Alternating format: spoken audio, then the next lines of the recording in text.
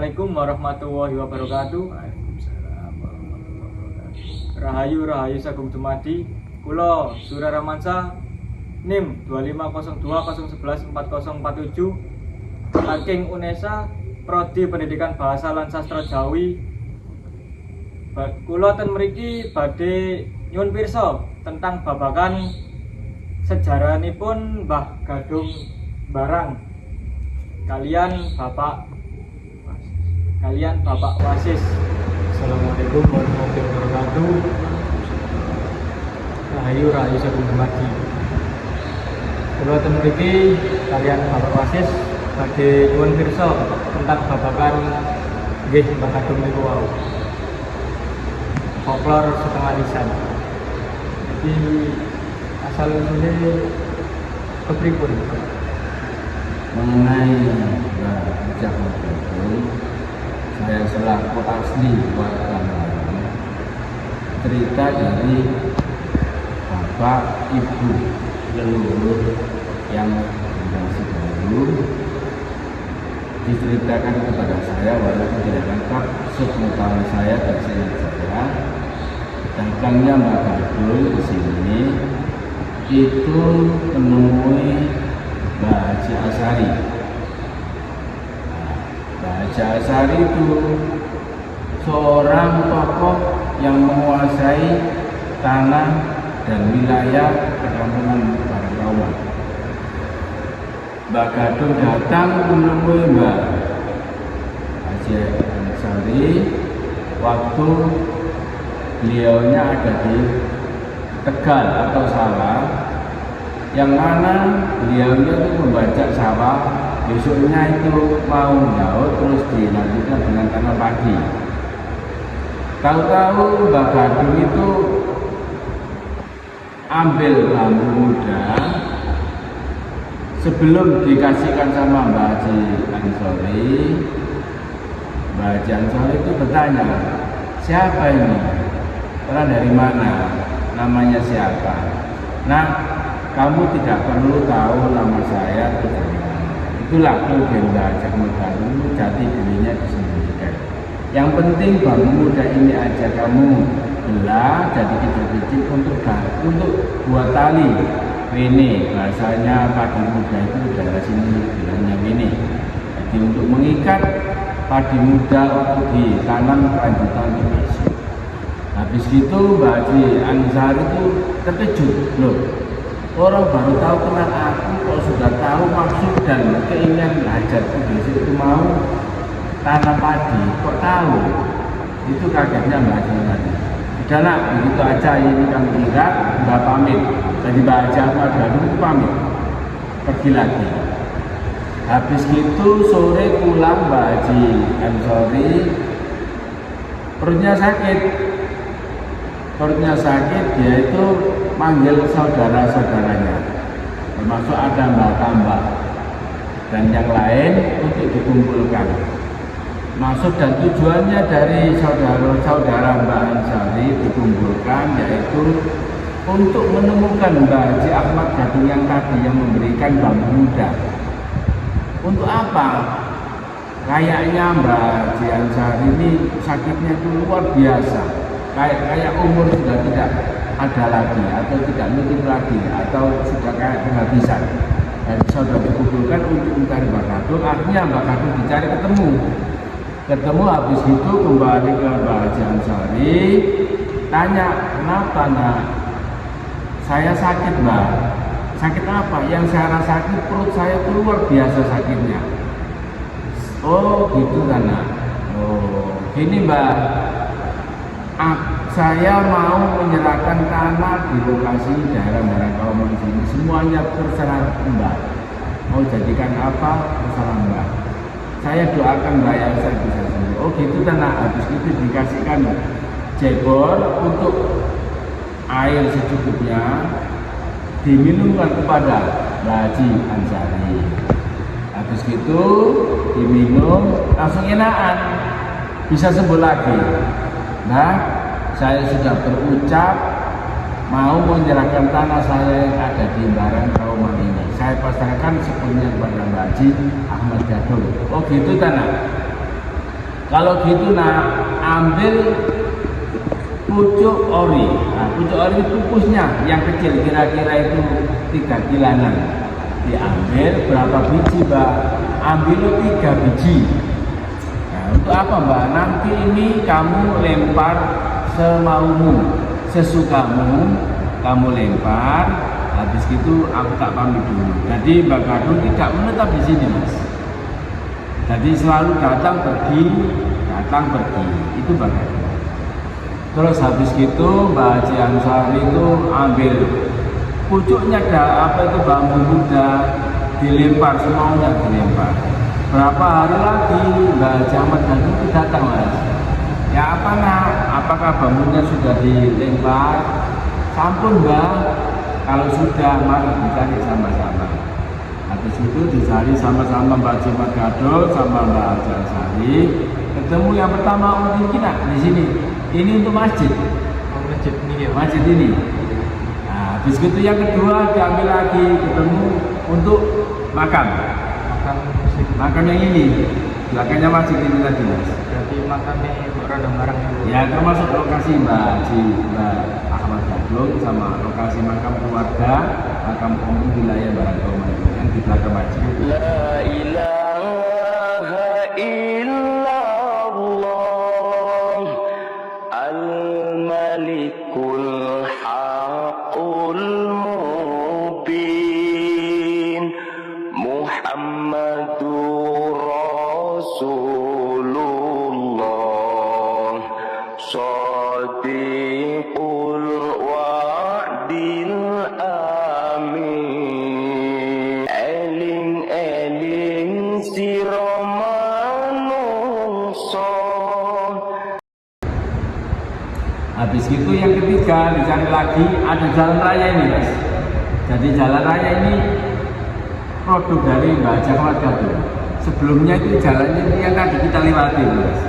Nah, ini jalan asli. Jadi ada sungai, terus jalan raya sampai ke sana. Sebelum Mbak Haji Ahmad Gadung itu yang pakai jalan sini. Habis itu dirubahlah jalan raya dari selatan dan ke utara itu lurus, Mas, lurus. Habis itu yang kedua dipakai makan, yang pertama untuk masjid. Ini adalah hasil dari Mbak Haji Ahmad Gadung menunjukkan, tapi tidak melepas dari usaha dari Mbak Haji Ansari untuk melempar pucuk oleh tadi. Itu Mbak Haji Ahmad Gadung. Habis itu Mbak Haji Ahmad Gadung pesan, sudah anak ya, saya pesan masjid ini diramut dengan bagus. Sopo sing ramut masjid Mbak Gadung kemloncong. Maksudnya itu makmur, gak sampai kekurangan. Besok nak kalau Mbak Gadung kalau sudah tidak ada, kalau bisa dikolina, jangan khawatir masalah dana. Teting teko maneh, bahasa Mbak Gadung itu. Teting teko maneh dan habis ada lagi. Jadi selama aku menjadi ketua panitia kol, pengurus kol, sampai sekarang jadi penasihat acara kol, tidak pernah ada Mbak Gadung itu sampai rugi. Jadi selalu ada sisa. Berkata walaupun beberapa orang yang masuk sini, alhamdulillah cukup semuanya. Itu cerita Haji Ahmad Gadung. Jadi Mbak Haji Ahmad Gadung sebetulnya itu, Mas, dirinya itu disembunyikan. Kalau takdiran saya terlalu ikhlasnya kalau kita beramal seperti di surat Al-Ikhlas, terakhir dari Al-Quran adalah Al-Ikhlas. Jadi ibadah yang diterima adalah kita kalau sudah ikhlas. Jadi tidak penting Mbak Gadung dari mana, jenis kelaminnya laki ataupun sama sekali tidak ada yang lain. Riwayat dari Haji Ahmad Gadung. Jadi sejatinya Mbak Gadung itu disembunyikan. Jadi dirinya Mbak Haji Ahmad Gadung itu disembunyikan. Terus anak putu turun siapapun mendirikan masjid ini termasuk hasil karya dari Mbak Haji Ahmad Gadung. Tahun berapa tidak ada yang tahu. Semuanya. Limbah juga tidak bisa diceritakan. Tahu-tahu ada di sini. Terus tahunnya kayak apa? Nggak penting mas, nggak bisa diceritakan. Kalau beduknya Mbah Haji Kamar Gantung yang ada di depan masjid itu intiran mas. Jadi dari Bengawan Jero itu masuk ke wilayah Barang itu tahu-tahu melok sendiri mas, masuknya. Jadi dari arah ke sungai besar itu ya, bukan lurus itu. Waktu itu banyu itu beduk itu kintir mas, dari mana nggak tahu. Pokoknya tidak gitu. Dari Bengawan Jero langsung belok ke sini, langsung sama warga sebelum Barang Kauman itu dipatok mas, dipegangi betul-betul erat, tapi patok itu gak kuat mas, tetap kintir.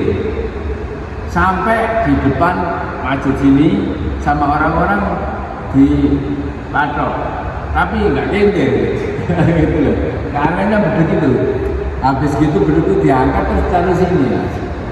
Sampai sekarang belum pernah ada orang itu tahu jenis kayu kayak gini sebesar gini bisa itu beduk. Jadi besar beduk yang dimana-mana itu mesti kayunya sambungan. Ini asli oto, kayunya kayu oto. Berarti ini ku kenyal dereng gantengan macam. Betul, jadi asli kayunya dari baja. Cuma yang diganti itu kulit depan sama kulit belakang.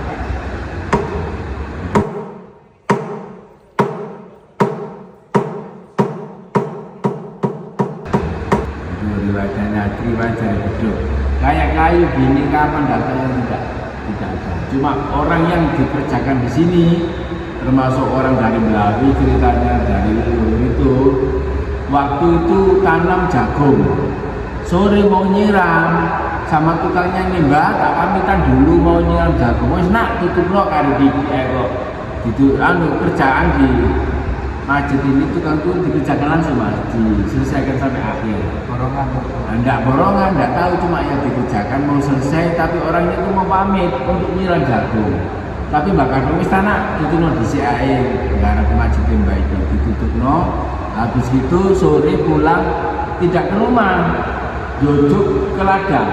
Loh, nggak jagung kok tahu-tahu sudah siraman semua. Itulah keanehan. Terus yang nyirami siapa? Oh alam bisa, tidak ada yang tahu. Itulah apa kejadian cerita dari orang-orang dahulu yang pernah ada di sini.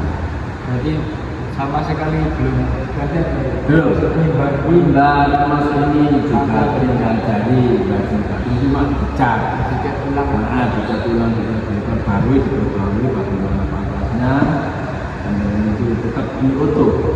Terus mihrab mimbar apa itu tempat sholat imam modelnya kayak gini, jadinya cuma kayak gini, tidak dirubah untuk perubahan, cuma aslinya kayak gini. Berarti apa yang sholat Jumat nonton apa teng mriki apa teng mriku? Apa jenenge? Mboten. Khotib ceramah, siang ceramah di mimbar ini, terus habis itu imam kita bersama. berarti ini ibu dibuka apa? Dibuka mama, ini bisa dibuka. Dilempit di posisinya utuh. Ini buka juga bisa.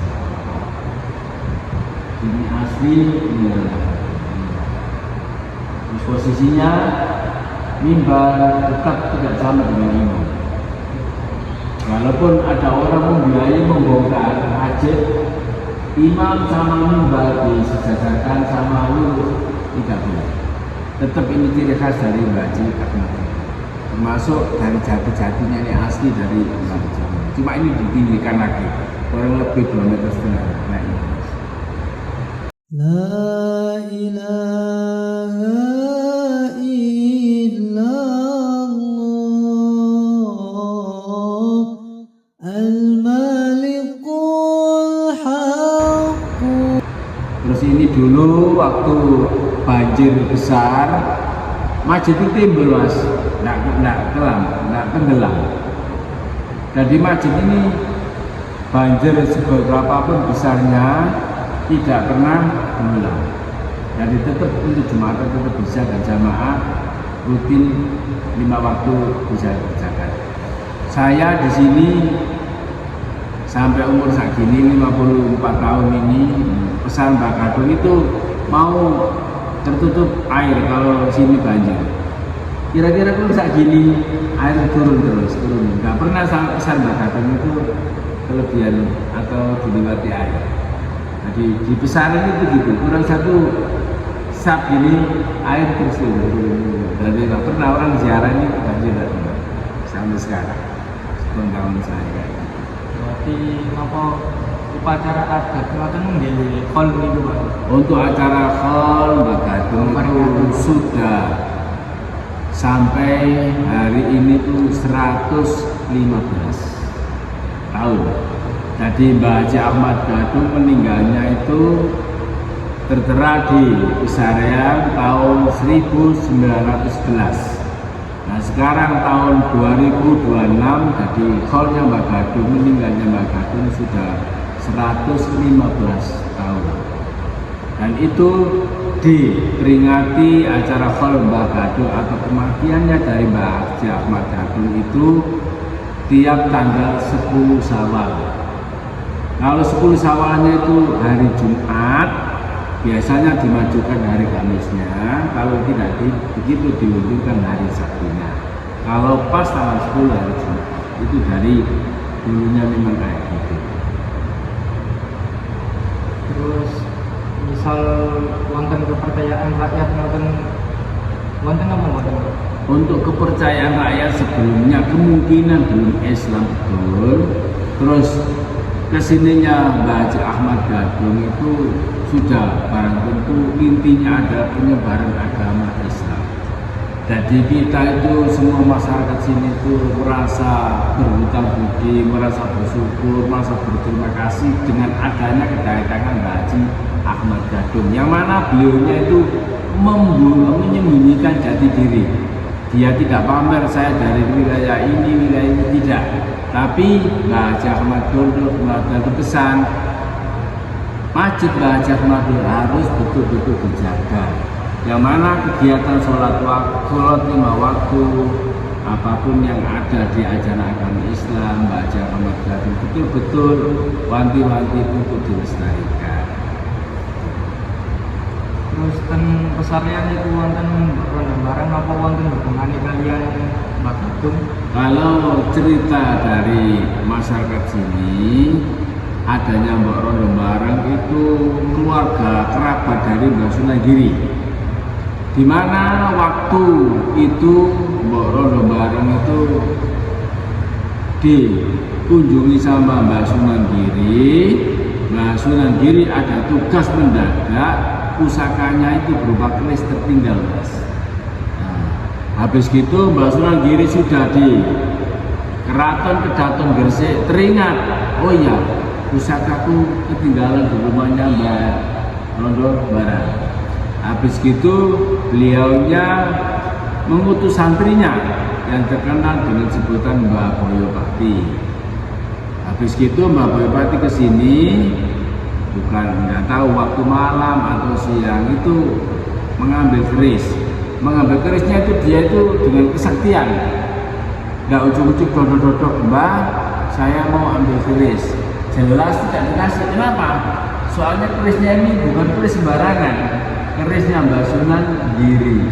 Otomatis kalau tidak Mbah Sunan Giri yang ambil, jelas tidak diberikan. Jelasnya kayak gitu. Habis gitu Mbah Joyopati dengan sopan tidak dikasih, menggunakan keilmuan kanuragan kesaktian. Dia bisa berubah dengan rupa kucing. Kucingnya kesannya dari Mbok Rondo Bareng. Jadi Mbok Rondo Bareng itu cerita tutur Mas, itu punya kucing. Mbah Joyopati menyembo berupa rupa supaya Mbok Rondo Bareng itu tidak tahu kalau Mbah Joyopati itu menyembo atau menyamar atau menjadikan dirinya itu seperti kucing. Saktinya orang dulu sampai kayak gitu, sampai bisa berupa kucing. Habis gitu Mbok Rondo Bareng mengetahui, loh kucing saya itu tindak tanduknya gak kayak gini beringasnya, gak kayak gini, oh duduk kucingku ini berubah lagi. Nah terus disaut melarikan diri terus dibawa Mbak Joyopati sama Mbak Rondo Mara jelas berteriak maling buber masuk wilayah Peduni Ilaga. Duber mau ketangkap nyemplung di kolam. Kalau orang sini bilang rom. Kolam kira-kira lebarnya itu 7 meter atau 8 meter persegi. Orang sini menyebut rom. Masuk dalam kolam. Ikan yang ada di kolam itu dulunya itu sering yang ada itu ikan gabus sama ikan lele. Tapi yang banyak waktu itu ikan lele. Jadi masuk grup ikan lele itu timbul mas. Timbul semua. Nah, yang mengejar mengetahui kalau Mbak Joyopati masuk situ, tapi teman-teman yang lain ini tidak percaya, nggak mungkin masuk di kolam ini karena ikan ini mengapung. Kalau ada orang masuk, otomatis ikan ini lari sembunyi. Kenapa kok ikan ini timbul? Berarti tidak mungkin masuk situ. Padahal Mbak Joyopati itu bersembunyi di dalam. Habis itu debat yang ngubar itu debat, kamu mungkin masuk sini saya mulai ulang semua. Habis itu cerita dari masyarakat itu, wes aku begini gampangan ngono ketoke dicelametno onoke ngambangi lele. Anak turunku wes osame ngambangi lele. Ada yang menceritakan gitu. Kalau versi saya sebagai orang Islam, ikan lele itu ikan halal, tetap saya konsumsi. Menurut kalau saya, dulunya bapak saya, mbak saya itu tidak mengkonsumsi ikan lele. Itu cerita dari Mbak Rondo Mara. Terus ceritanya apa? Terus si boten kening mangan ulam lele niku keturunane sinten? Mbak Joyopati. Itu versi keturunan kayak apa mas ya? Mbak Joyopati itu tidak diketahui punya istri dari mana, tidak tahu mas. Dari sini tidak tahu. Cuma kalau orang sini nyekar kirim doa ke pesanan Mbak Joyopati yang ada di Medang, masuk wilayah Sumedang Ilaga itu tiap Jumat Pon mas, itu kebanyakan orang sini nyekar ke Mbak Joyopati. Makamnya ada di Sumedang, Dusun Medang, Desa Sumedang, Kecamatan Ilaga. Jadi masyarakat mriki niku tasik napa mangan ulam lele mboten tasik. Untuk generasi seperti saya itu ada yang konsumsi lele kayak biasa, dari masyarakat yang lain ada yang disiriki. Kalau untuk wilayah Kauman dari leluhur itu bukan lele mas yang tidak boleh, ikan cucut. Jadi ikan cucut untuk wilayah orang Barang Kauman tidak dibolehkan. Terus ditanyakan kenapa sih kok nggak boleh? Alasannya, nak ilang saya sih tidak sini itu kata itu sih nggak tahu alasannya betul itu kenapa. Mungkin ikan cucut biarin cucut, jangan banyak bicara, jangan kakek cocot. Nah mungkin kayak gitu, jangan banyak tanya. Is penting boleh ya nggak boleh ya nggak boleh. Mungkin kayak gitu. Bahasa ikan cucut, nah kakek cocot, kakek banyak bicara. Mungkin kayak gitu. Terus nopo keturunanipun mangan ulam lele niku sakit bentong-bentong ngoten bener napa salah? Mengenai orang yang makan lele terus bentong-bentong terus sakit, saya kira itu apa ya? Alergi mungkin alergi, soalnya apa? Mungkin hatinya kurang pas kayak gitu. Saya kira kayak gitu. Soalnya apa? Ikan lele sendiri ya halal, juga nikmat, banyak vitamin. Kok nggak boleh kan kayak nggak masuk akal. Ini apa itu mungkin penyesatan atau makan lele sampai saat tua ini saya belum pernah menyaksikan mas. Makan lele terus sakit, buruk kan belum pernah ada. Soalnya apa, saya sendiri konsumsi, keluarga dari kerabat daerah sini sudah konsumsi tidak ada apa-apa. Mungkin informasi yang keliru. Generasi kita itu generasi milenial, generasi modern. Jadi apapun yang masuk informasi ke kita kan bisa diolah secara pikir, secara keilmuan. Itu yang kita pakai. Kalau tiang yang boleh itu kan biasanya kon kok aku iki jeneng lamongan jare kalau mangan iwak lele kok mangan iwak lele ngoten lho Pak biasanya. Biasa itu mungkin informasi penyesatan yang tidak berakal, tidak berpikir dengan jernih, cuma sekedar langsung telan, kayak nggak boleh. Asalnya apa kan sudah tahu. Cerita Cuma dari saya sendiri saya bisa gini tuh makan lele siapapun tak lihat darah sini nggak apa-apa. Nah,